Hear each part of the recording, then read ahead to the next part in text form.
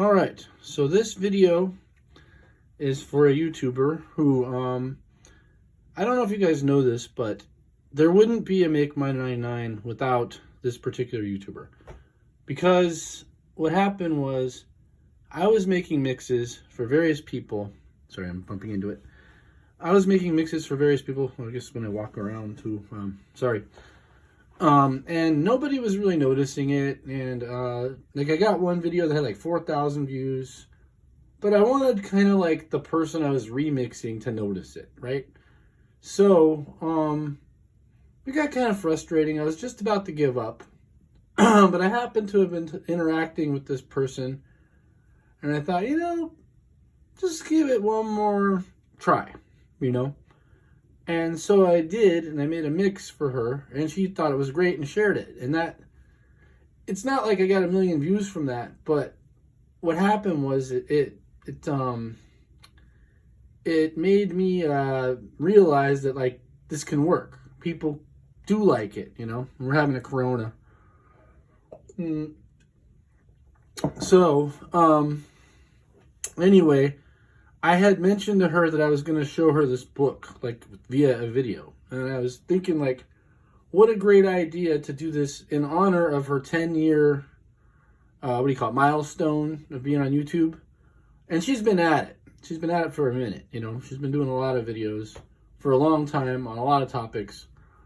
With a variety channel like hers, there's videos you're going to like and videos you're not. Just like anybody.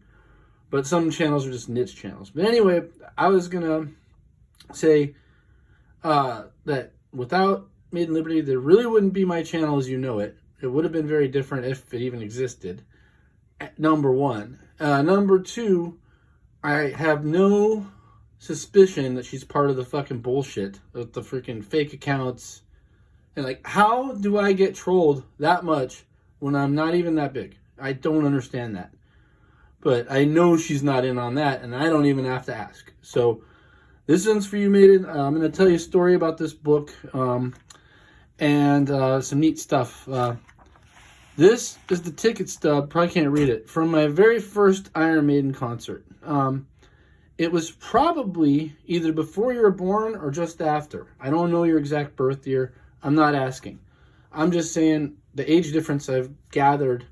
This is 1992, July, and I was just in the 8th grade, and I had like mow lawns to get the money for this ticket, and nobody in my high school liked Iron, or I wasn't in high school, it was junior high. Nobody liked Iron Maiden, and yeah, I was like 14 or something, right?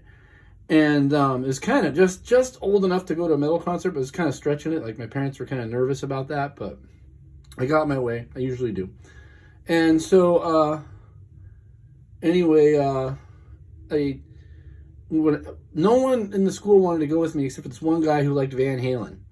And he was like, all right, because I bought 2 tickets. And they were good seats. They were like 10 rows back, like down at the bottom. Like, we were just behind the pit almost, I wasn't messing around. This is in LA area. There was like an earthquake, I don't know, 2 weeks before or something. Really big earthquake, but stadium survived and everything. But this is a book that they sell at the concerts. You can buy this book. It's not worth a lot, but it's pretty cool. And I'll just tell the story about that concert. Like, one of the things I noticed about this was, none of the kids in my school liked Iron Maiden. So, I'll just thumb through it, just showing you this stuff. And so I'm like, who's going to go to an Iron Maiden concert if nobody in my school likes it? Everybody liked Nirvana and grunge. I mean, it was a gross time. It was really a sick time for music. Like, people think music sucks now. The 90s took the cake. Like, thank God for techno is all I gotta say. So, but I noticed the crowd at this particular concert, people around me, I looked around, and there was all, like, cholos and cholas. It was, like, basically, like, people looked like they were gangbangers, and they're cholas, and they loved Iron Maiden, and I didn't feel threatened by them, but, yeah, they looked like serious gang members, but they loved Iron Maiden, but they had gang tattoos. And I thought like this, yeah, we got the old, that's like the first Iron Maiden era. I thought thought you'd dig this. Being an Iron Maiden fan, I'm not sure I'm going to the next year concert. I haven't bought tickets yet. You probably have. If you want to go, you should probably buy them now. I'm just kind of like into like, I don't like going to Portland for concerts, and I really like the whole more intimate like rap concerts where like, I know it's not a band playing, but I really feel like I could just go up and high five the guy. You know, it's pretty cool. But there's Nico, the little Nico. Gotta wonder if he's a drummer now. Yeah, some cool ass pictures. I love that one, the Flight of Icarus, Nico. There, that's in the Bahamas. You were probably near where they filmed that. I don't know where you went, but it seemed like somewhere down there. Yeah. Thought I'd just thumb through this. What else can I say about that concert? They opened. I love that picture of Dave Murray. That is funny. He's got the beer, the bacon, and I thought that, yeah, there's a cigarette in there. I can't really see through the phone because I'm looking through my phone. I'm not actually looking. There's some cool pictures in here. I can tell some more stories about this. But yeah, it's obviously New York. It's a cool book. It's not, like I said, I thought it was going to be this collector's item. I looked, oh shit, there's the towers. Oh man. Hurts. It always hurts to look at that. There's Bruce. Bruce and his, this looks like the Somewhere in Time Bruce. Let's see here. I love Nico's drum sets. I don't have my drum set up like him, but I always admire like the way he does it. I don't know how he gets away with having that ride cymbal covering up a half of a tom, but he does it. Let's see here. More Bruce. Oh yeah, is this the one where he shaves? Yeah, this one. He shaves half of his face. I've always wanted to try that as a troll. Like go walk around in society like that for a week. Shaving only half of your face. He did that. There's Steve in all his fury. Let's see here. Looks like we're in Denmark or something. Yeah, Somewhere in Time tour. Interesting note about the Somewhere in Time tour was last time I saw Iron Maiden was in Portland, and they are going to play in Portland, so I might go.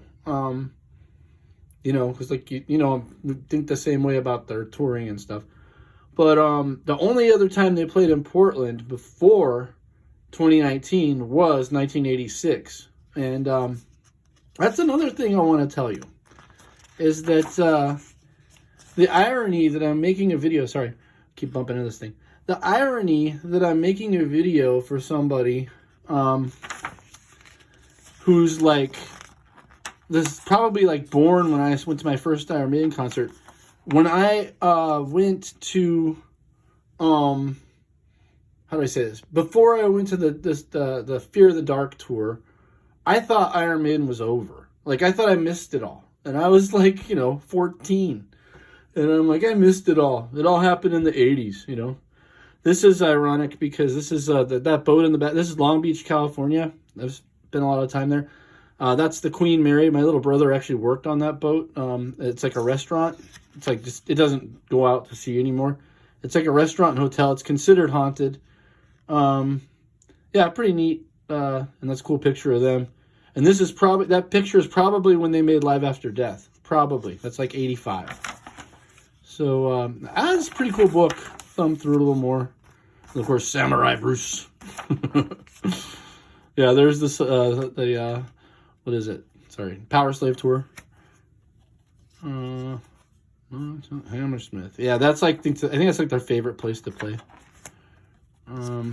Let's put 0 on that so you can see that. Anyway, I thought I'd make this like 10-15 minutes and show you. Oh well, that's Jimmy Page, I think. If I can see through the camera. Yeah, and there's him again. So one of the best bands ever. Iron Maiden fans are the dopest. Anyway, I didn't buy this book at the concert. I actually had it before the concert. But I put my ticket stub in it. And I'm not sending this to you or anybody else. It's mine. Mine. America. You can get this book if you want it. It's like 20 or 30 bucks on the internet. It just means something to me. Tower Records. I used to go there a lot. That's a very popular record store And they probably have a lot of locations. I think they have one in Japan. I think they still have one in Japan, but they closed it down in America. I used to go to that record store all the time, back when people bought CDs and records and shit. Okay. Hey, represent. All right. The freeways. Anyway, we're almost, well, I'll thumb through the rest of it and just keep talking and just ramble. But I told you I would show you this. You can always stop it somewhere if you see some cool page. And if you want any picture on a specific page, just let me know. Japan. Made in Japan. I actually have the tape. I don't know if you've heard Made in Japan. And I'm going to tell you something else about me. And I can't say completely. But I had a nickname in school for being an Iron Maiden fan. One day you'll find out what that is. But yeah, I had a nickname. I was such an Iron Maiden fanatic. And there are people in Canada who will tell you that. If you actually talk to them. You would find out. I mean, you don't need to do that. I'm just letting you know. I actually had a nickname of I was such an Iron Maiden freak. Right around the time you was probably in diapers or not even born yet. I don't know. But let's see here. Noise. We'll thumb through the rest of this. Might as well go all the way through the book because you deserve it. Yeah. I'll stay there for a second, eh? Screenshot that, right? It's pretty dope. Could do something with that. Yeah, and then you got Bruce getting into this whole, gonna be a pilot thing. And then that's pretty cool. They're in Brazil. Pretty neat, this band. They're very popular in Latin America. That's what I noticed, too, with the crowd at the show. The first time I saw Iron Maiden, I didn't notice it in Portland, but in California, the crowd was half Hispanic. Pretty interesting, because you wouldn't expect Mexican gangbanger looking dudes to be, whatever, to be Iron Maiden fans, but they're super dope. It was cholos and their cholas. Yeah, that's dope. I think that's at his house. He has that. I think that's the producer.